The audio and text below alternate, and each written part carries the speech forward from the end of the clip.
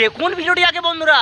চান বুকের পাটা থাকলে ইউপিতে গিয়ে করে আসুন, যেখানে ভেঙেছিল সেই মাটিতে দাঁড়িয়ে করলে বুঝবো বুকের পাটা আছে।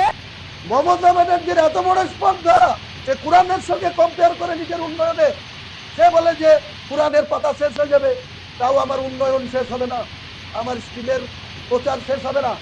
এই দাঁড়িয়ালা হারামখোর মুসলমান যারা চটি চাচ্ছিস, যারা মমতার পা চাচ্ছিস, তারা কেন প্রতিবাদ করিস না রে? আমি আজকে মমতা ব্যানার্জি আর অমিত শাহের দুজনকে বলছি, হুমায়ুন কবির একাই একা থাকছে। হুমায়ুন কবির যতক্ষণ জিন্দগিতে আছে, বেঁচে আছে, আমি অমিত শাহকেও চ্যালেঞ্জ করছি আর মমতাকেও চ্যালেঞ্জ করছি, আমার টাস্টের 13 ডিগ্রি জায়গাতে তোমার কত শক্তি আছে পা দিয়ে দেখাও।